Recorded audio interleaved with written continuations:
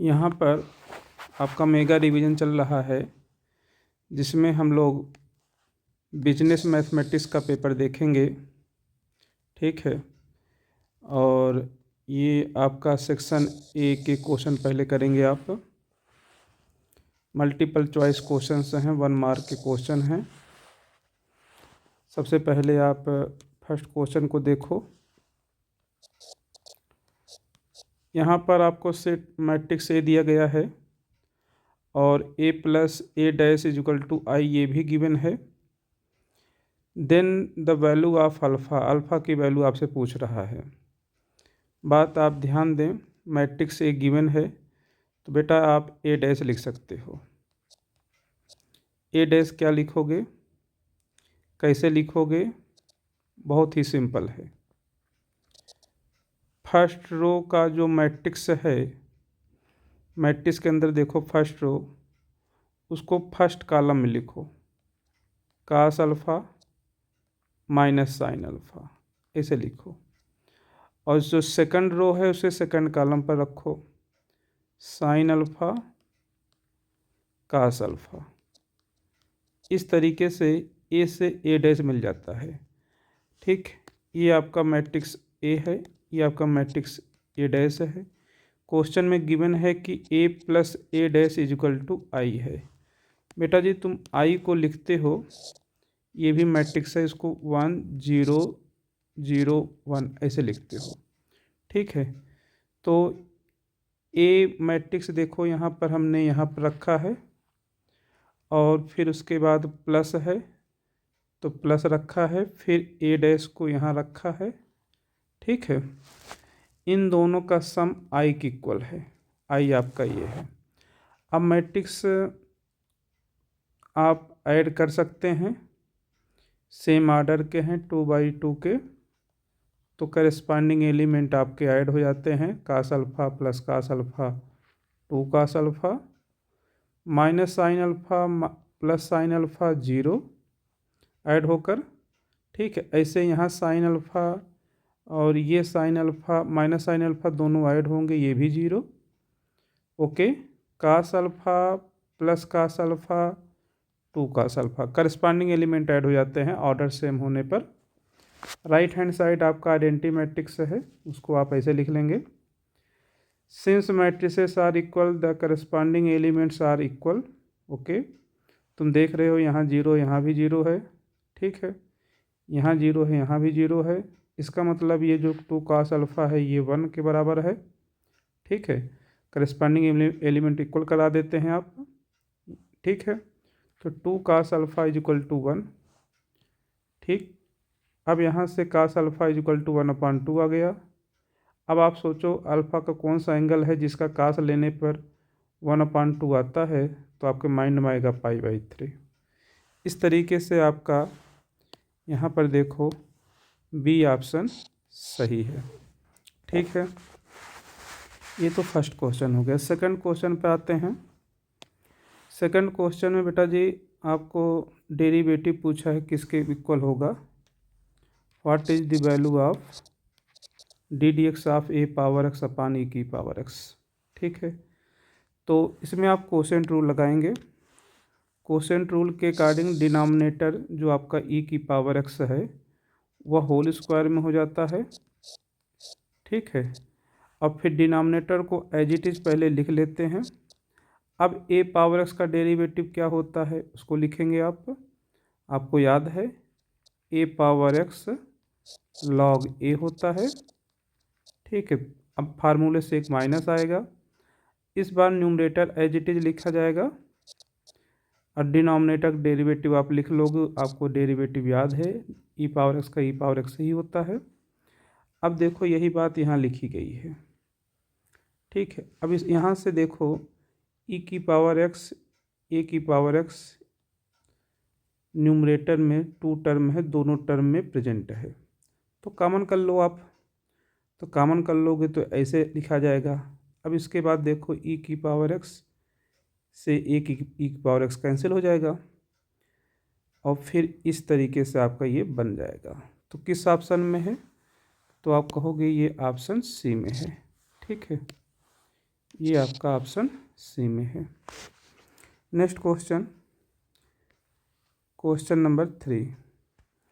यहाँ पर आपसे डिग्री की बात किया है कि पूछा है व्हाट इज द डिग्री।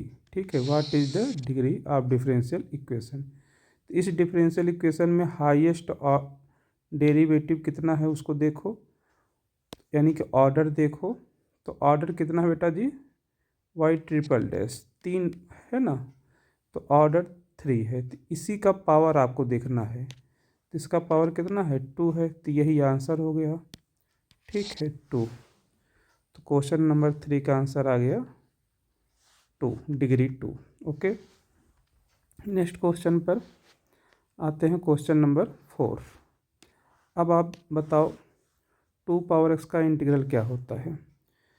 तो बेटा जी अगर हम आपसे एक फार्मूला पूछें तो a पावर x का इंटीग्रल, तो आप क्या बताएंगे, आपको बताना है a power x upon log a base e plus c constant of integration, ऐसे आपको बोलना है। तो यहाँ पर a के पोजीशन पर 2 है, तो 2 पावर x का इंटीग्रल क्या हो जाएगा, तो आप बोलेंगे 2 की power x upon log 2 base e plus सी। अब आप कंपेयरिंग करा लो राइट में, इधर देखो आपका ये है और यहाँ पर एफ एक्स दिया है। ठीक है, ये प्लस सी है, यहाँ भी सी है, तो इसका आंसर इन्होंने ये रखा है और इसका आंसर आप ये रखते हैं। तो कहने का मतलब एफ एक्स जो है वो इसके इक्वल है। ठीक है, ये आपका एफ एक्स है। तो इस तरीके से कौन सा ऑप्शन दिख रहा है आपको, ये ऑप्शन दिख रहा है सी ऑप्शन। ठीक है, तो यहाँ पर भी देखो हमने यही आंसर रखा है एफ एक्स इक्वल टू। अब नेक्स्ट क्वेश्चन पे आते हैं, क्वेश्चन नंबर, अब सेक्शन बी पर आ जाते हैं। ठीक है, सेक्शन बी में हम लोग आते हैं फर्स्ट क्वेश्चन पर। ये क्वेश्चन 5 स्टार्ट होगा आपका। ओके, फिर आप क्वेश्चन 6 स्टार्ट करेंगे। क्वेश्चन नंबर 5 में कंस्ट्रक्ट करना है 2x2 की मैट्रिक्स।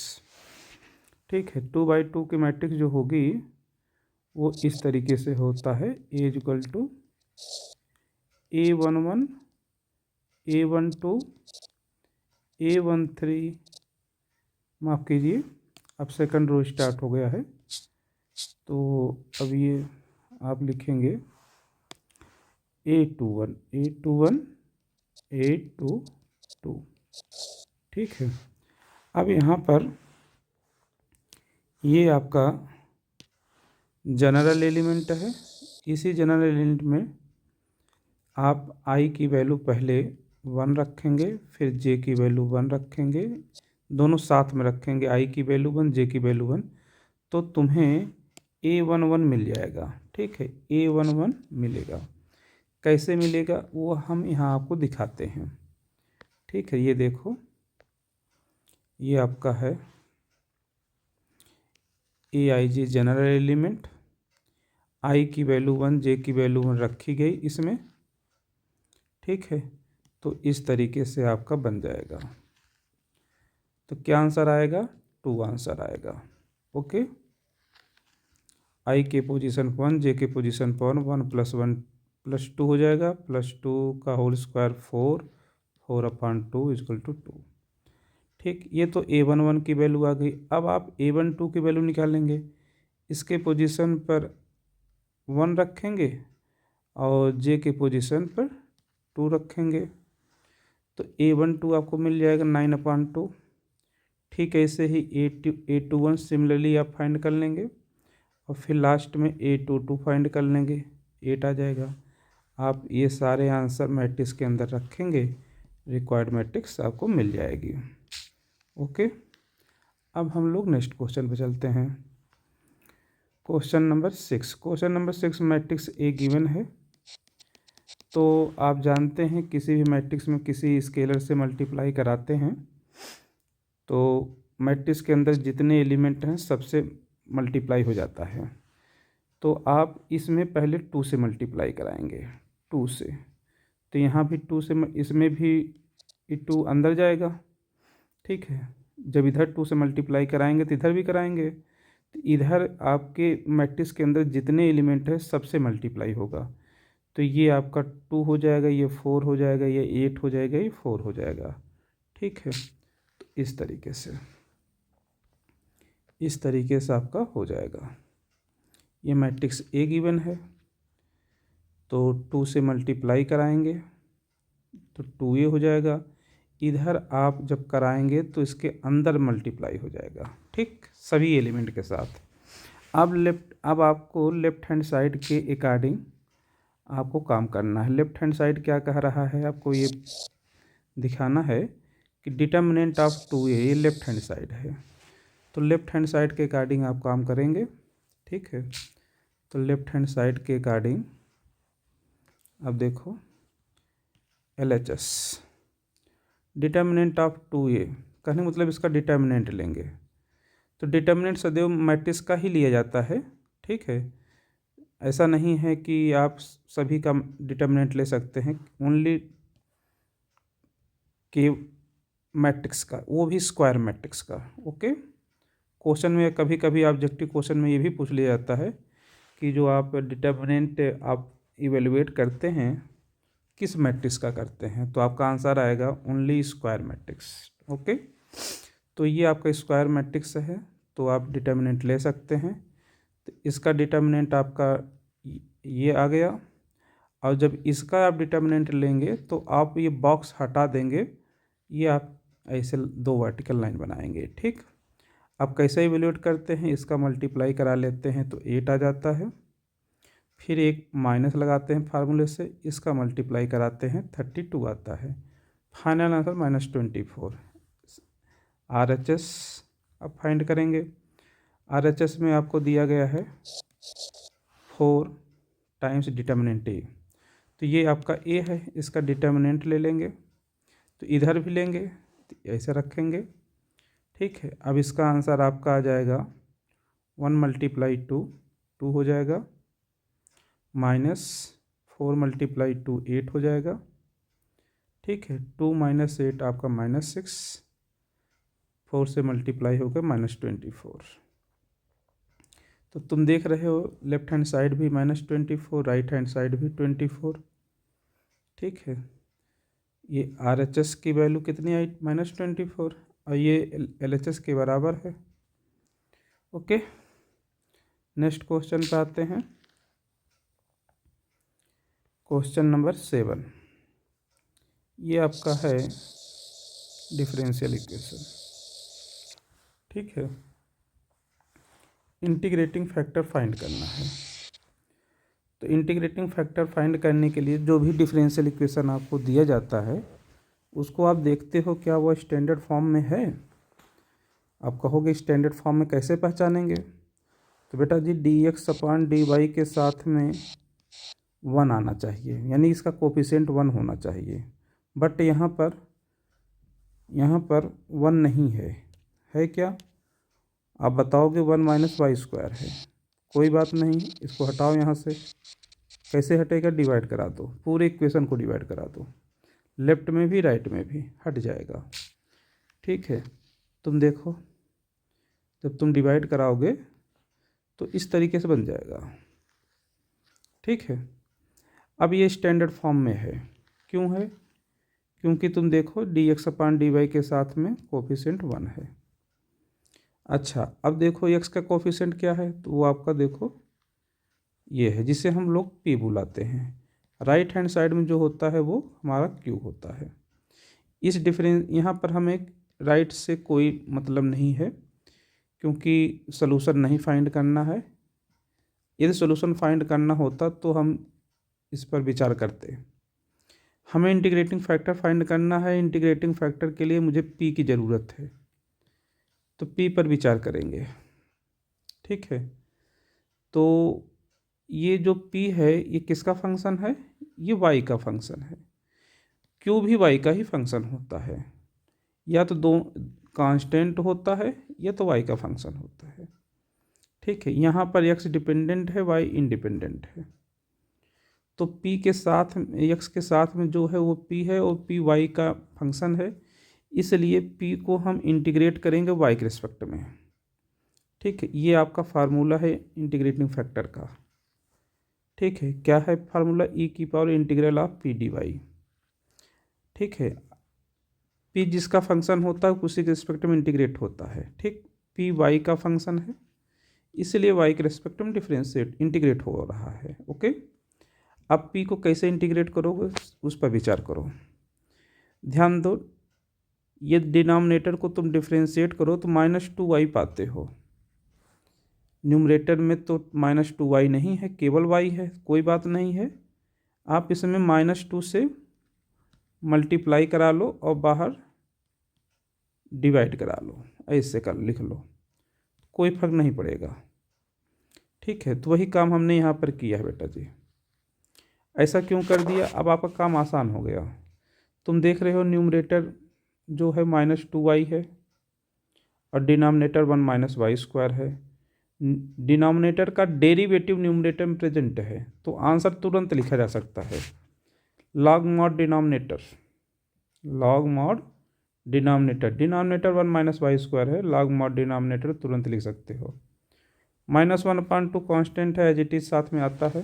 ठीक है, तो इससे हमको कोई परेशानी नहीं है।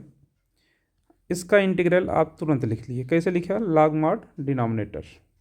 ठीक है, अब लॉग की प्रॉपर्टी से ये -1/2 आ जाएगा इसके पावर में। ठीक है, तो ये यहाँ से यहाँ आ जाएगा पावर में, तो इस तरीके से तुम लिख लोगे। ठीक है, अब सुनो, e की पावर लॉग, e की पावर लॉग इसकी वैल्यू 1 होती है, तो कहने मतलब ये तो हो गया 1, 1 से मल्टीप्लाई होकर फिर से ये लिखा गया। ओके, अब ये पावर -1/2 है, तो इसको आप हटा सकते हो, ऐसे 1 करके लिख सकते हो। 1 - y² की पावर 1/2 डिनोमिनेटर में कर लोगे तो पावर में जो माइनस है वो हट जाएगा। ठीक है, अच्छा, फिर उसके बाद उसको रूट में लिख सकते हो 1/2 को, पावर को। ठीक, तो ऐसे लिखा जाएगा। इस तरीके से ये इंटीग्रेटिंग फैक्टर आपका आ गया। अब इसके बाद के जो क्वेश्चंस हैं वो देखो, लिमिट के क्वेश्चन हैं। ठीक है, लिमिट में क्वेश्चन हैं, बहुत ही स्टैंडर्ड क्वेश्चन है। ठीक है, sin ax अपन sin bx। और एक नेक्स्ट क्वेश्चन है, ये भी है यहाँ पर 1 + x की होल पावर 4 - 1/x, इसकी वैल्यू 4 के बराबर प्रूफ करना है। ठीक है, तो 8 में इवेलुएट करना है, यहाँ पर ये 4 के बराबर दिखाना है। ठीक है, चलो पहले 8 क्वेश्चन देखते हैं। Question number 8। तो बेटा जी एक बात आप याद रखो, मैंने आपको बता रखा है कि ये बात सबको जानना, सभी बच्चे जानते हैं, साइन का जो भी आर्गूमेंट होता है उसी आर्गूमेंट से हम डिवाइड करा लेते हैं और मल्टीप्लाई करा लेते हैं। तो यहाँ देखो साइन का आर्गूमेंट ax है, तो ax से देखो डिवाइड हुआ है और ax से मल्टीप्लाई हुआ है। ठीक है, ax से डिवाइड और मल्टीप्लाई दोनों हुआ है। ऐसे ही डिनोमिनेटर में देखो साइन का आर्गूमेंट bx है, तो bx से मल्टीप्लाई हुआ, bx से डिवाइड हुआ। ऐसा होने से इसकी वैल्यू हो गई 1, इसकी वैल्यू आ गई 1। ठीक है, और इसकी भी वैल्यू आ गई 1, ये भी 1 हो गया। तो आप ये 1 हो गया, ये भी 1 हो गया, तो अब आपका ये बच गया। ठीक, ओके, कैसे 1 हो गया? इस फार्मूले से, इस फार्मूले से ये 1 हो गया बेटा। एक्स एक्स कैंसिल, तो आपका ये आंसर आ गया, इसका आंसर आ गया ये पान पे। ये क्वेश्चन नंबर 8 हो गया। क्वेश्चन नंबर 9 में ये 0/0 के फॉर्म का बन रहा है, इंडिटरमिनेट फॉर्म का है लिमिट आपका। तो ऐसे केस में हम मैनिपुलेट करते हैं। कैसे करेंगे बच्चा? इसे बाइनोमियल थ्योरम से एक्सपेंड करेंगे। एक्सपेंड करेंगे, इसके पास 5 टर्म आएगा। सभी टर्म लिखना नेसेसरी नहीं है, कुछ टर्म हम लोग लिख देंगे, जैसे यहाँ 3 टर्म लिखते हैं। ठीक है, तो इसको एक्सपेंड करेंगे तो ये आपका आएगा, पहला term 1, second term 4x, third term 6x²। Okay, आगे के टर्म नहीं लिखते हैं, प्लस एंड सो ऑन करके छोड़ देते हैं। फिर उसके बाद -1 लिख लेते हैं यहाँ पर। Okay, whole divided by x। अब 1 से -1 कैंसिल। ठीक, आपका ये बन जाएगा। अब न्यूमरेटर से x कॉमन कर लेंगे तो ऐसे लिख लोगे। फिर उसके बाद तुम देखो x x से कैंसिल हो जाएगा तो आप इस तरीके से लिख लोगे। अब x की वैल्यू रखोगे, जैसे ही x की वैल्यू रखोगे तब लिमिट मत लिखना, ठीक है। जैसे देखो मैंने नहीं लिखा है, ठीक है, ऐसे आंसर आ गया। बहुत सारे बच्चे जो करते हैं बहुत गलती करते हैं, ये इक्वल का जो इक्वल है ना वो लिमिट यहाँ लगा देते हैं, ठीक है, यहाँ पर इक्वल लगाते हैं, जबकि इक्वल आपको जैसे मैंने लिखा वैसे ही लिखो, ठीक है। अपने से बुद्धिमानी ना दिखाओ, ठीक है, गलत हो जाएगा। Okay, next question, question number 10। Question number 10 में देखो इंटीग्रल का क्वेश्चन है, ठीक है। यहाँ पर जो इंटीग्रेंड है वह होल स्क्वायर के फॉर्म में है। तुम देख रहे हो ये आपका इंटीग्रेंड है, ये होल स्क्वायर के फॉर्म में है। तो जब भी इंटीग्रेंड आपका होल स्क्वायर के फॉर्म में हो या होल क्यूब के फॉर्म में हो तो आप बेटा जी इसे बाइनोमियल थ्योरम से एक्सपेंड कर लोगे, या आप बाइनोमियल थ्योरम मतलब a प्लस बी का होल स्क्वायर की आइडेंटिटी भी लगा सकते हो। तो a square plus b square plus 2ab इस आइडेंटिटी से इसे ओपन कर लो और फिर जाके इसे इंटीग्रेट करोगे। तो जब आप इसे ओपन करोगे तो ये आपका इसका स्क्वायर हो जाएगा x, ठीक है, और फिर इसका स्क्वायर हो जाएगा 1/x, फिर 2 times root x multiply 1/√x आपका 2 आ जाएगा, ठीक है। अब इंटीग्रल डिस्ट्रीब्यूट हो जाएगा, x का इंटीग्रल x² 1/x का log mod x 2 का 2x plus c, where c is an arbitrary constant of integration. ये लिखना बहुत नेसेसरी है, ठीक है। नेक्स्ट क्वेश्चन वो भी इंटीग्रल का ही क्वेश्चन है और बहुत ही सिंपल है। इसका आंसर आपको याद होना चाहिए, फार्मूला है। तो 1/dx/√1 - x² का इंटीग्रल होता है बेटा जी साइन इनवर्स x। अब इसे 1 से 0 पे इवैल्यूएट करोगे, साइन इनवर्स 1 की वैल्यू π/2, साइन इनवर्स 0 की वैल्यू 0, ठीक है। नेक्स्ट क्वेश्चन है कंप्यूटर से रिलेटेड है, ठीक है, ये आपका 11th क्वेश्चन हो गया। क्वेश्चन नंबर 2 आपका कंप्यूटर से रिलेटेड है, मॉडर्न, ठीक है। नोट लिखना है आपको तो आप लिख लेंगे। नेक्स्ट क्वेश्चन है क्वेश्चन नंबर 3, ये आप सेक्शन सी स्टार्ट हो गया, ठीक है। 4 मार्क्स का क्वेश्चन होगा, short answer type question, 4 marks का क्वेश्चन है। अब आप इसको 2 लाइन में नहीं लिखेंगे, ठीक है, जैसे पूछा जाता है उसी हिसाब से लिखना होता है। ऐसा नहीं कि 2 मार्क्स का है तो 2 पेज भर दो, ठीक है, ऐसा नहीं, जैसे है वैसे ही लिखोगे आप। क्वेश्चन नंबर 13 आपको ये प्रूव करना है प्रॉपर्टी से, ठीक है। डिटर्मिनेंट की वैल्यू आपको ये प्रूफ करना है प्रॉपर्टी से, एक्सपेंड करके नहीं, विदाउट एक्सपेंडिंग। बात ध्यान दो, ओके। ऐसा नहीं कि आप इसे एक्सपेंड कर दो यहीं से, ऐसा नहीं। तो प्रॉपर्टी कैसे कर लगाओगे ज़रा देखो, राइट में क्या लिखा गया है, a + b + c का होल क्यूब। तो अब यहाँ से a + b + c का होल a + b + c का होल क्यूब बनाने के लिए आप पहले a + b + c बनाओगे। तो कैसे बनाओगे ज़रा सोचो। यदि आप यहाँ देखो, ये फर्स्ट रो फर्स्ट कॉलम का एलिमेंट है, ये फर्स्ट रो सेकंड कॉलम का एलिमेंट है, और ये फर्स्ट रो थर्ड कॉलम के एलिमेंट है।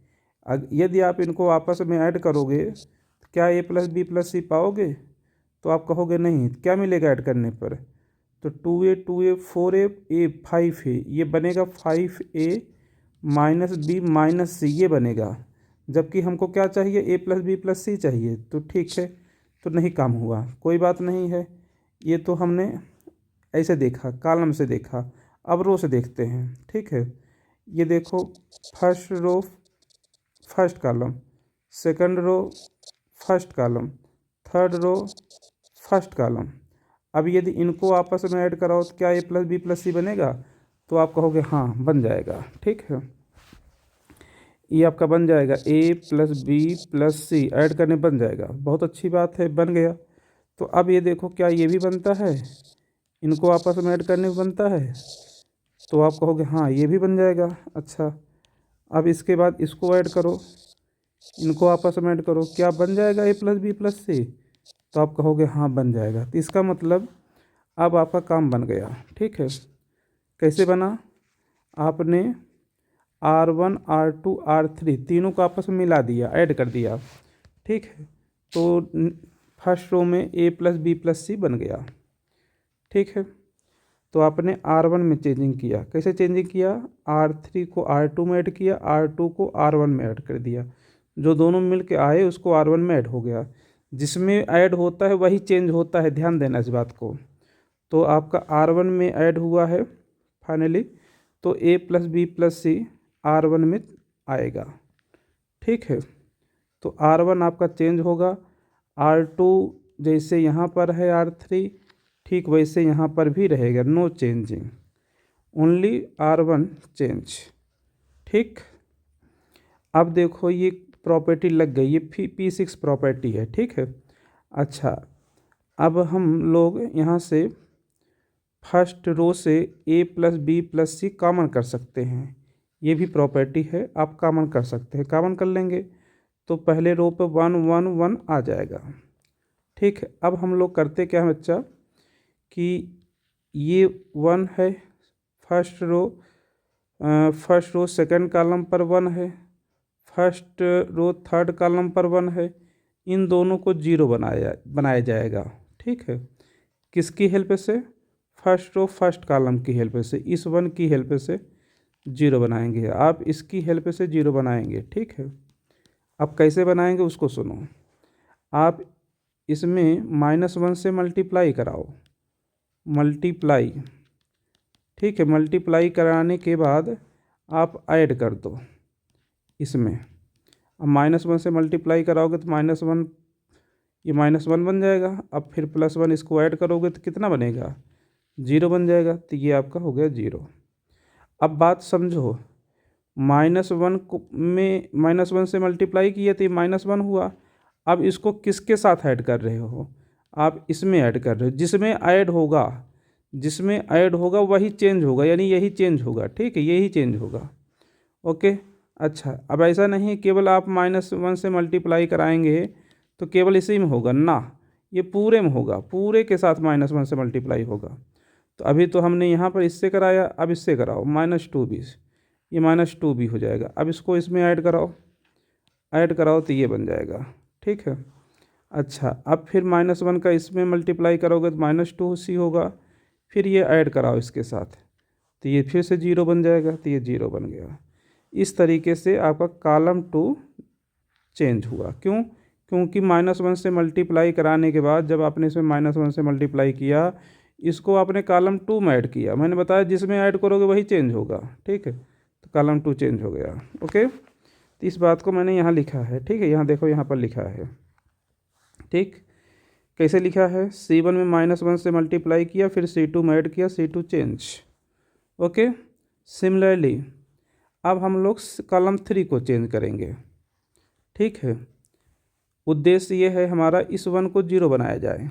कैसे बनेगा, फिर से इसी कॉलम 1 में -1 से मल्टीप्लाई कराएंगे, मल्टीप्लाई, ठीक है, -1 से, तो ये -1 हो जाएगा। फिर इसको आप इसमें ऐड करोगे तो ये 0 हो जाएगा, ठीक है। जैसे ही -1 को मल्टीप्लाई करने के बाद इसमें ऐड करोगे तो ये चीज़ आपका 0 हो जाएगा, देखो यहाँ पर लिखा है, ठीक है। अब फिर -2 भी यहाँ बनेगा, -1 से मल्टीप्लाई करके इसमें ऐड करोगे, इसमें जैसे ही ऐड करोगे तो फिर से ये 0 बन जाएगा, तो यहाँ लिखा है, ठीक है। अच्छा, अब इसमें -2c बन जाएगा, इसको ऐड कराओगे इसके साथ तो फिर से ये चेंज हो जाएगा, ये बन जाएगा। इस तरीके से देखो आपका 0 बन गया। आप तो 0 बनाना चाहते थे इसको और इसको, अब बड़ी अच्छी बात है कि ये बहुत सारे 0 बन गए, ठीक है। तो हम चाहते भी हैं अधिक से अधिक 0 बन जाए, चाहते भी हैं, ठीक है, कि बन जाए, तो बन भी गया, अच्छी बात है, ओके। अब ये देखो प्रॉपर्टी लग गई। अब ये यहाँ तक क्लियर हो गया होगा आपको, ओके। अब इसके बाद यहाँ पर देखो पहले रो में 2 0 दिख रहा है, जिसमें 0 की संख्या ज़्यादा हो, काउंटिंग करने पे जिसमें 0 नंबर ऑफ 0 अधिक हों उसी के एलांग एक्सपेंड कर देते हैं। तो आप R1 के एलांग एक्सपेंड कर दो। आप कहोगे कॉलम 3 में भी मैक्सिमम 0 है, तो इसके भी एलांग तुम एक्सपेंड कर सकते हो। आप कहोगे तो कॉलम 2 में भी मैक्सिमम 0 2 है, तो इसके एलांग भी एक्सपेंड कर सकते हो, आपकी मर्जी। तो हमने यहाँ पर इसके एलांग एक्सपेंड किया है, एक्सपेंडिंग एलांग R1। ओके, जब R1 के एलांग एक्सपेंड करते हैं और यहाँ पर 1 है, तो हम लोग ये प्रॉपर्टी समझ लो आप, इनको आप मल्टीप्लाई कराते हैं बेटा जी, इसका डिटर्मिनेंट निकालते हैं। कैसे निकालोगे? इन दोनों को मल्टीप्लाई करा लोगे। जब इन दोनों कराओगे तो माइनस माइनस क्या हो जाएगा, प्लस, और a प्लस बी प्लस सी यहाँ भी है, a प्लस बी प्लस सी यहाँ भी है, होल स्क्वायर हो जाएगा। ठीक है, ये होल स्क्वायर हो जाएगा। Already a plus b plus c पहले से ही एक है, तो अब ये दोनों मल्टीप्लाई होकर कितने हो जाएंगे, होल क्यूब हो जाएंगे। तो बस यही आप चाहते थे कि होल क्यूब आ जाए a प्लस बी प्लस सी का, तो आ गया। ओके, ये हो गया आपका प्रॉपर्टी का क्वेश्चन, डिटर्मिनेंट का। नेक्स्ट क्वेश्चन पाते हैं, क्वेश्चन नंबर 14। क्वेश्चन नंबर 14 में आपको क्वेश्चन में ही बता दिया गया है कि फंक्शन जो है वो कॉन्टीन्यूअस है एट 3 पर, और फिर आपको फाइंड करना है relationship between a and b। ठीक है, फंक्शन की डिफिनीशन 3 के पहले ax प्लस 1 है, 3 के आगे डिफिनीशन px प्लस 3 है। अलग अलग डिफिनीशन है, किस पॉइंट पर, 3 पर, और जिस पॉइंट पर डिफिनीशन अलग अलग है उस पॉइंट पर फंक्शन हमारा कॉन्टीन्यूअस है। तो जिस पॉइंट पर कॉन्टीन्यूअस होता है तुम जानते हो, उस पॉइंट पर left hand limit, right hand limit and value का फंक्शन तीनों आपस में इक्वल होते हैं, ऐसा आपको जानकारी है। ठीक है, तो पहले तो आप लिखोगे since function is continuous at x equal to 3, therefore left hand limit is equal to right hand limit is equal to value of function, तीनों आपस में इक्वल होंगे। ठीक है, अब लेफ्ट हैंड लिमिट के अकॉर्डिंग जब x आपका 3 की तरफ अप्रोच करेगा लेफ्ट से, उस समय f(x) की डिफिनीशन ax प्लस 1 है। ठीक है, अब f(x) जो है जब x 3 प्लस से, मतलब x आपका 3 की तरफ अप्रोच करे राइट से, उस केस में डिफिनीशन bx प्लस 3 है। ठीक है, वैल्यू ऑफ फंक्शन आपका a times 3 times a plus 1 है। ओके, अब ये हो गया LHL लेफ्ट हैंड लिमिट, ये हो गया राइट हैंड लिमिट, और ये हो गया वैल्यू ऑफ फंक्शन। तीनों आपस में इक्वल हैं क्योंकि फंक्शन क्या है, कॉन्टीन्यूअस है। ओके, अब लेफ्ट हैंड लिमिट के अकॉर्डिंग ये आंसर आ गया, राइट हैंड लिमिट के अकॉर्डिंग ये आंसर आ गया, वैल्यू ऑफ फंक्शन के अकॉर्डिंग ये आंसर आ गया। तीनों आपस में इक्वल हैं, तो आप इसमें से चाहे आप इन दोनों को ले लो या आप इन दोनों को ले लो, आपकी मर्जी। ठीक है, दोनों एक ही बात है। तो चलो इसको लेकर हम लोग सॉल्व करेंगे। इस वन को आप, ठीक है, इस वन को राइट में करो, तो यहाँ 3 है, यहाँ 1 है, यहाँ 2 आ जाएगा। ठीक है, तो 3a equal to 2b plus 3b plus 2। अब 3 से डिवाइड करा लो, तो 3 से डिवाइड करा लोगे तो a बन जाएगा, ये b हो जाएगा, अब ये 2/3 हो जाएगा। यही आपका रिलेशन आ गया a एंड b में। ठीक, नेक्स्ट क्वेश्चन पे चलते हैं। अब क्वेश्चन नंबर 15। क्वेश्चन नंबर 15 में आपको डेरिवेटिव फाइंड करना है, और ठीक है, किस derivative of y with respect to x। बात ध्यान दें, यहाँ पर जो आपका फंक्शन है वह इनवर्स ट्रिग्नोमेट्री फंक्शन है, और जिसका argument 1 minus x square upon 1 plus x square है। ठीक है, x जो है वो greater than 0 less than 1। Okay, तो इनवर्स ट्रिग्नोमेट्री फंक्शन है, इसका सिंपलेस्ट फॉर्म आप याद रखोगे तो ज़्यादा अच्छा है, π/2 माइनस 2 tan इनवर्स x, इसका सिंपलेस्ट फॉर्म है बच्चा। ठीक है, तो आप इसका सिंपलेस्ट फॉर्म लिखो और फिर उसके बाद सीधे डिफ्रेंशिएट करो। तो देखो इसका सिंपलेस्ट फॉर्म कितना आता है, इसका सिंपलेस्ट फॉर्म आता है y equal to π/2 2 minus 2 tan inverse x। कैसे आया है हम आपको यहाँ दिखाते हैं। ठीक है बेटा जी, ये आर्गूमेंट देखो साइन इनवर्स का। इस टाइप से एक आपको आइडेंटिटी याद है, trigonometry 1 minus tan square theta upon 1 plus tan square theta. ठीक है, किसके बराबर थे, cos 2 थीटा के। ठीक है, इसके बराबर आपने याद किया था। ठीक, अब यहाँ पर x का काम कौन कर रहा है, tan थीटा कर रहा है, तो इसलिए तुमको x के पोजीशन पर tan थीटा पुट करना होगा। तो आएगा कैसे, लेट करना पड़ेगा, tan inverse x equal to theta. ठीक, अब यहाँ पर x जो है वो ग्रेटर देन 0 लेस देन 1 है, तो ये बात आप लिखोगे। अब यहाँ पर थीटा आ गया है, x के पोजीशन tan थीटा आ गया है, तो ये बात tan थीटा के लिए लिख दोगे। अब आप सोचो कि टेन थीटा 0 से ग्रेटर है, इसका मतलब थीटा आपका 0 से ग्रेटर हो गया और थीटा आपका π/4 से कम हो गया, तो 2 थीटा आपका 0 से π/2 के बीच में हो गया। ठीक है, अब आप यहाँ पर रख लो, ये आपका आ गया। जैसा कि मैंने अभी आपको बताया कि 1 माइनस tan स्क्वायर थीटा पर 1 प्लस tan स्क्वायर थीटा काश 2 थीटा के बराबर आपने पढ़ा है। ठीक है, तो लिख लोगे, काश 2 थीटा लिख लोगे। अब काश यहाँ इधर काश है, इधर साइन इनवर्स है। ठीक, तो इसको काश को साइन में कन्वर्ट कर लो। अब साइन इनवर्स साइन कैंसिल हो जाएगा, तो π/2 माइनस 2 थीटा। ठीक है, थीटा किसके इक्वल, tan इनवर्स x के इक्वल, तो आपका आ गया y equal to π/2 minus 2 tan inverse x। कैसे आया मैंने समझा दिया आपको। अब डिफ्रेंशिएट कर लो, π/2 का डेरिवेटिव 0, 2 tan इनवर्स x का डेरिवेटिव आपका ये आ जाता है। ठीक है, 2 कांस्टेंट है। इस तरीके से आंसर आ गया। ओके, नेक्स्ट क्वेश्चन पे आते हैं। क्वेश्चन नंबर 16 पैरामेट्रिक डिफ्रेंशिएशन पर है। आपका एक फंक्शन x है, एक फंक्शन y है, dy/dx फाइंड करना है। x का आर्गूमेंट थीटा है, तो इसलिए x किसके रिस्पेक्ट में डिफ्रेंशिएट होगा, थीटा के। ठीक है, और y किसके रिस्पेक्ट में होगा, ये भी थीटा के, तो y भी आपका थीटा के रिस्पेक्ट में। ठीक है, आंसर क्या आएगा वो देखो।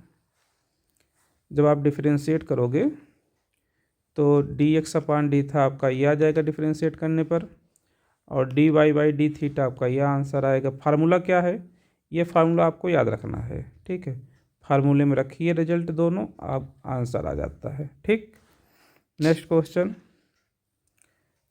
नंबर 18।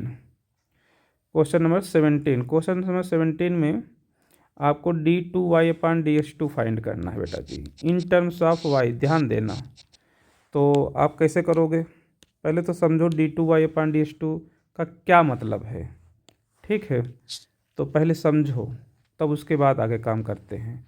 ठीक है, तो d2y/dx2 इसका मतलब है बच्चा dx ऑफ dy/dx, ये है मतलब।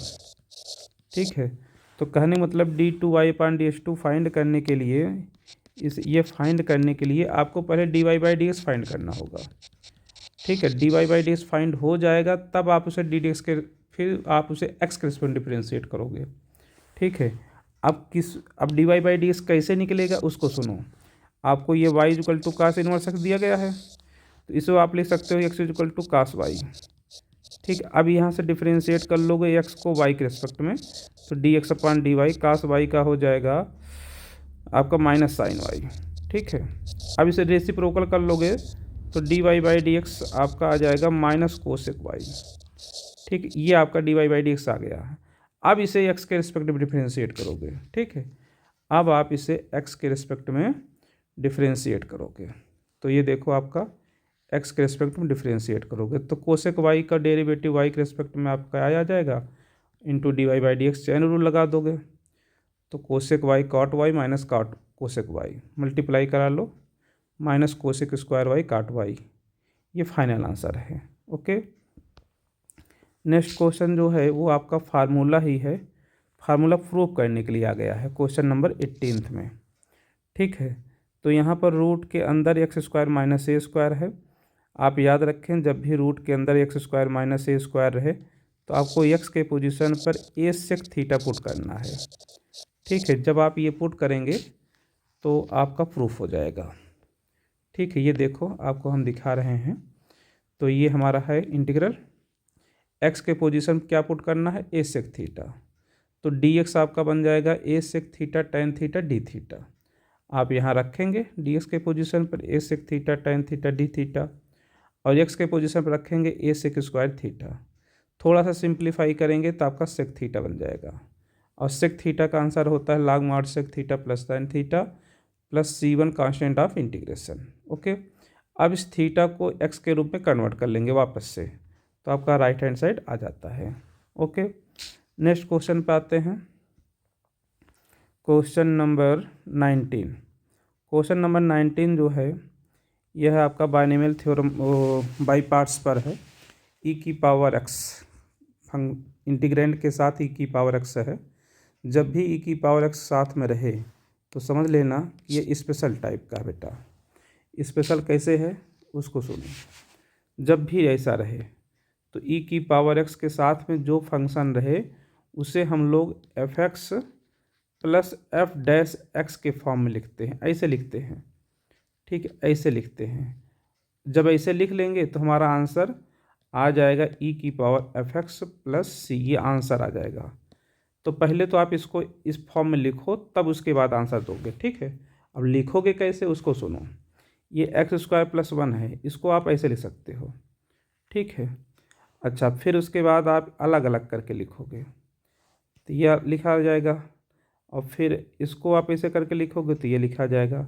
ऐसा लिख क्यों रहे हो, मैंने आपको बताया कि हमारा उद्देश्य है F x plus F dash x के फॉर्म में लिखना, तो यही इसीलिए ऐसा कर रहे हैं। ठीक है, अब ये एक्स स्क्वायर माइनस वन है तो इसको आप एक्स प्लस वन एक ब्रैकेट में और दूसरे ब्रैकेट में एक्स माइनस वन लिख सकते हो। एक्स प्लस वन से एक्स प्लस वन कैंसिल हो जाएगा तो ये लिखा जाएगा। ठीक है, और इसको आप एज इट इज लिख लोगे। अब तुम ध्यान दो, ये बन गया, ये एफ एक्स बन गया और ये एफ डैश एक्स बन गया। ठीक है, क्यों, यहाँ पर देखो ये डेरिवेटिव है, तो बस आंसर आ गया e की power f x plus c, constant of integration. Okay, बहुत ही सिंपल क्वेश्चन है, बार बार पूछा जाता है इस टाइप क्वेश्चन। ठीक है, नेक्स्ट क्वेश्चन जो है वो आपको form the differential equation, differential equation बनाना बेटा जी। और कैसे बनाएंगे, इसके लिए आपको फैमिली ऑफ कर्व दिया गया है y equal to m x. ठीक है, आपका जो m है आर्बिट्रेरी कांस्टेंट है, एक ही आर्बिट्रेरी कांस्टेंट है, इसका मतलब केवल एक ही बार डिफरेंशिएट होगा और फिर आप एलिमिनेट कर दोगे आर्बिट्रेरी कांस्टेंट को, आंसर आ जाता है। ये देखो y equal to m x है, इसे डिफरेंशिएट करोगे तो y का derivative dy by d x और राइट हैंड साइड का डेरिवेटिव m आएगा, x तो 1 हो जाएगा, ये कांस्टेंट है। ठीक है, अब ये m आप ले जाकर इक्वेशन 1 में वापस से रखो। ठीक है, तो m के पोजीशन क्या रखोगे, dy बाई डी एक्स आपका ये बनेगा, बस यही आंसर हो गया। ठीक है, नेक्स्ट क्वेश्चन, क्वेश्चन नंबर 21। आपको फाइंड करना है कॉस्ट फंक्शन, मतलब माफ़ कीजिए, आपको गिवन है the total cost function C x. ठीक है, अब आपको मार्जिनल कॉस्ट बताना है, जिसका मतलब आप इसे डिफरेंशिएट करें। ठीक है, फिर आपको सेकंड में बताना है एवरेज कॉस्ट, तो इसको एक्स से डिवाइड कराओगे। तो मार्जिनल के लिए आपको डिफरेंशिएट करना है, तो ये आपको कॉस्ट फंक्शन है। मार्जिनल के लिए आपको इसे डिफरेंशिएट करना है, तो डिफरेंशिएट करोगे तो आपका आंसर ये आ जाता है, और फिर एक्स से डिवाइड कराओगे तो आपका आंसर ये बन जाता है। ठीक है, ये तो हो गया आपका कॉमर्शियल मैथमेटिक्स का जो है क्वेश्चन, ये हो गया। नेक्स्ट है आपका कंप्यूटर से है, what are computers, what is the role of computers in modern society. आप लिखें इसको थ्योरी को। ठीक है, draw the flow chart, flow chart वाला क्वेश्चन है, उसको भी आप बनाएं फ्लो चार्ट। ठीक है, ये आपको थ्योरी लिखना है, ये फ्लो चार्ट आपको कई बार बताया गया है कैसे बनाना है, वो आप ऐसे बनाएंगे। ठीक है, ये आपका फ्लो चार्ट का डायग्राम है, पहले स्टार्ट, इनपुट, ठीक है, process, output, stop. Next question है, अब हमारा क्वेश्चन स्टार्ट होगा आपका लॉन्ग आंसर टाइप क्वेश्चन। ठीक है, लॉन्ग आंसर टाइप क्वेश्चन है, ये आपका है सिस्टम ऑफ लीनियर इक्वेशन से। ऐसे क्वेश्चन आपके बार बार जब भी आपके वाइट मैट जो भी पेपर हो रहा है सब में आता है, मेगा रिवीजन में भी आया हुआ है। ठीक है, सभी टाइप के क्वेश्चन पेपर जब भी आप क्वेश्चन पेपर सॉल्व करते हो तो ये क्वेश्चन ज़रूर आपको मिलता है। ठीक है, और इसके साथ में क्रैमर रूल आता है। ओके, कभी कभी प्रॉपर्टी का क्वेश्चन भी आ जाता है, तो आप इसको अच्छे से तैयार रखें। कैसे सॉल्व करते हैं, सिस्टम में आप given linear equation can be written as A x equal to B, where A equal to square matrix, x equal to column matrix, B equal to column matrix, determinant of A equal to 34 is not equal to 0, A inverse exist, A is singular non singular matrix, system is consistent and has unique solution. Formula apply करो, फार्मूले में सारे value रखो, आपका answer आ जाता है। Next में आपका है डिटर्मिनेंट में आप जो 3 इक्वेशन दिए गए हैं बाय क्रैमर रूल में, तो यहाँ से इसको हम लोग यहाँ से 4 डिटर्मिनेंट बनाते हैं, delta, delta one, delta two, delta three. फिर फार्मूले में x equal to delta one upon delta two, y equal to delta two upon delta, z equal to delta three upon delta. Delta delta one सबकी value evaluate करोगे, side determinant की value evaluate करोगे, फिर फार्मूले में रखोगे। ठीक है। Next question 25, question number 25 differentiation से है। ठीक है, डिफ्रेंशिएशन से है, ये आपको दिया गया है, इसको डिफ्रेंशिएट करना है, d y by d x find करना है। ठीक है, तो आप कैसे डिफ्रेंशिएट करते हो, इसे आप u लेट करते हो, इसे v लेट करते हो, इसे w लेट करते हो, इजकल टू a की पावर b, और फिर उसके बाद इसे आप डिफ्रेंशिएट करते हो। ठीक है, इस तरीके से जैसे मैंने आपको बताया ऐसे आपको पुट करना है, फिर आपका ये बन जाता है। ठीक, लेफ्ट इसका डेरिवेटिव आपका d u upon d x, इसका derivative d v upon d x, डब्लू को डी डब्लू अपान डी एक्स। ठीक है, a पावर b कांस्टेंट है, इसका डेरिवेटिव 0। अब आप ये क्वेश्चन नंबर 1 लिख देंगे, पहले आप इसको लेके चलेंगे तो d u upon d x आ जाएगा। ठीक है, फिर आप इसे लेके चलेंगे तो d v upon d x आ जाएगा। ठीक है, इक्वेशन 3 बोलेंगे, इसे इक्वेशन 2 बोलेंगे, और फिर आप इसे ले चलेंगे तो नया इक्वेशन बनेगा डी डब्ल्यू अपान डी एक्स। ये सारे इक्वेशन को फर्स्ट इक्वेशन में रखेंगे, आपका फाइनल आंसर निकल के आ जाता है। यहाँ पर ऐसे आप रखना है, और फिर उसके बाद सिंप्लीफाई करेंगे, d y by d x का आंसर आता है। ओके, इसी पर डिफ्रेंशिएशन पर एक दूसरा भी क्वेश्चन और करके है, वो भी इसी टाइप का है। इसमें आप क्वेश्चन रूल लगा लोगे, इसमें आप लॉगरिथमिक फंक्शन से भी कर सकते हो या एक्सपोनेंशियल फंक्शन कन्वर्ट करके कर सकते हो, दोनों तरीका सेम है। ठीक है, नेक्स्ट क्वेश्चन पे आते हैं, क्वेश्चन नंबर 26। ये आपका एक्सरसाइज 7.10 से है, और ये 7.11 क्या है, एग्जाम्पल है। ठीक है, इसमें आपको करना क्या होता है, रूट के अंदर जो आपका फंक्शन है उसे आपको टी रखना है। ठीक है, और अब इसे टी रखोगे तो साइन फाई का डेरिवेटिव कास फाई हो जाएगा, इसके पास पावर 5 है, तो एक आपका डी फाई के साथ चला जाएगा, 4 बचेगा, और फिर उसको भी टी में कन्वर्ट कर लेंगे कुछ इस तरीके से, जैसे देखो ये है। ठीक है, मैंने कहा ना इसे आपको क्या करना है, टी, तो साइन फाई इक्वल टू हो जाएगा t square, cos phi d phi 2t dt। अब सबको टी में कन्वर्ट कर लेंगे, और फिर इवेल्युएट कर लेंगे, 64 अपान 231 आंसर आता है। नेक्स्ट क्वेश्चन जो है और है लॉग प्रॉपर्टी पर भी है, इसमें हम यहाँ पर P5 प्रॉपर्टी लगा दिया। ठीक है, P5 प्रॉपर्टी क्या कहता है बेटा जी, जो अपर लिमिट है वो हाफ हो जाती है P5 में, और इस फंक्शन को एज इट इज़ यहाँ पर लिख लेते हैं, और फिर प्लस करके यहाँ पर जो लिखते हैं P4 प्रॉपर्टी लगाते हैं, इसके अकॉर्डिंग P4 प्रॉपर्टी लगाकर ऐसे ऐड कर लेते हैं। ठीक है, अब ये कन्वर्ट हो जाएगा cos x में, फिर log की प्रॉपर्टी लग जाएगी, sin x cos x हो गया, फिर sin x cos x को आप sin 2x से लिख सकते हो अपान 2, मान log की प्रॉपर्टी लग जाएगी। ठीक है, इंटीग्रल दोनों में डिस्ट्रीब्यूट हो जाएगा, इधर से आपका ये आंसर बन जाएगा, जो कि पहले से आपने से आई बोला था, इसका आंसर ये आ गया। ठीक है, ये आपका आई हो गया है, ये आपका आंसर दूसरे वाला इंटीग्रल का है, इसको आप ऐसे लिख लोगे। ठीक, आई की वैल्यू -π/2 log 2। नेक्स्ट क्वेश्चन जो है वो है डिफरेंशियल इक्वेशन से है बेटा, डिफरेंशियल इक्वेशन में इसको आप सॉल्व करेंगे, होमोजीनियस टाइप का क्वेश्चन है ये।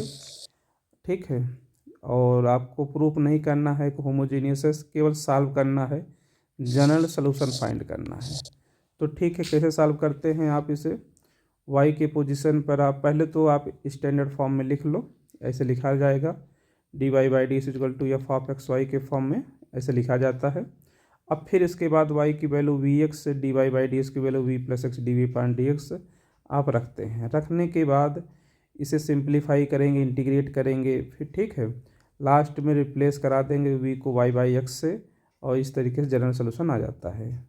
जो नेक्स्ट क्वेश्चन ओ आर वाला है वो भी डिफरेंशियल इक्वेशन से है, स्टैंडर्ड फॉर्म में बनाएंगे, लीनियर डिफरेंशियल इक्वेशन टाइप का है, d y by d x plus p y equal to q, p की वैल्यू ये है आपका, और क्यू की वैल्यू ये है। पी यहाँ पर एक्स का फंक्शन है, इसलिए इंटीग्रेटिंग फैक्टर में एक्स के रिस्पेक्टिव इंटीग्रेट होगा, आंसर ये आ जाता है। ठीक है, अब फिर जनरल सोल्यूशन आप लिख लोगे, y into integrating factor is equal to integral q into integrating factor dx plus c. ठीक, आंसर आपका ये आ गया, y की वैल्यू 0, x की वैल्यू 1 रखेंगे, c की वैल्यू -π/4। तो आपका ये आ गया आपका पर्टिकुलर सोल्यूशन। नेक्स्ट क्वेश्चन पाते हैं, question number 28, find the area of reason bounded by the ellipse. तो इसके क्वेश्चन आप कैसे करेंगे, सबसे पहले आप तो इलिप्स बनाएंगे, ठीक है, और उसके कोऑर्डिनेट आप दिखाएंगे, वर्टिकल स्ट्रिप लेकर चलेंगे, फर्स्ट कोऑर्डिनेट की एरिया फाइंड करेंगे, 4 से मल्टीप्लाई करा देंगे, पूरी एरिया निकल के आ जाएगी। अब इसमें y की वैल्यू आप इस तरीके से सॉल्व करेंगे तो प्लस माइनस करके आंसर आएगा, उसमें से प्लस का लिया जाएगा क्योंकि फर्स्ट कोऑर्डिनेट बात हो रही है, इंटीग्रेट कर लेंगे 12 पाई आंसर आ जाएगा। ठीक, ओ आर वाला का क्वेश्चन है, वो भी आप इंटीग्रेटिंग आप इसी तरीके से करेंगे, एरिया फाइंड करना है। ठीक है, जैसे y इक्वल 3x + 2 की लाइन ड्रा कर लेंगे, फिर x इक्वल टू -2/3। ठीक है, meet axis at x equal to -2/3, तो यानी पॉइंट ए का कोऑर्डिनेट लिख लेंगे। And it cross lies between below x axis, जो एक्स एक्सिस के नीचे है उस पर आपको मार लगाना होगा। ठीक है, और जिस पर एक्स एक्सिस के ऊपर वाले पर मार लगाने की कोई ज़रूरत नहीं है, तो इंटीग्रेट कर लोगे तो आंसर ये भी आ जाता है। ठीक है, लास्ट क्वेश्चन जो है वो आपका है बेटा, वो देखो क्या है लास्ट क्वेश्चन आपका, कमर्शियल मैथमेटिक्स से है, प्रॉफिट फंक्शन फाइंड करना है, आर एक्स आपको दिया गया है। ठीक है, तो बहुत ही सिंपल है, सबसे पहले आप सी एक्स निकाल लोगे, ठीक है, और फिर आर एक्स लिख लोगे, प्रॉफिट फंक्शन पर आप R x minus C x करते हो। ठीक है, अब ब्रेक इवन पॉइंट पर आपका प्रॉफिट 0 होगा, प्रॉफिट 0 का मतलब R x equal to C x, तो उस केस में ये 0 कर दोगे आप, इसे 0 जैसे करोगे तो क्वाड्रेटिक बन जाएगा, क्वाड्रेटिक को सॉल्व कर लो, आंसर आ जाता है। तो इस तरीके से आपके सभी क्वेश्चन कंप्लीट हो गए। ठीक है, तो आप बार बार क्या करेंगे, प्रैक्टिस करेंगे, किसी प्रकार का डाउट हो तो आप फिर से हमसे दोबारा पूछेंगे।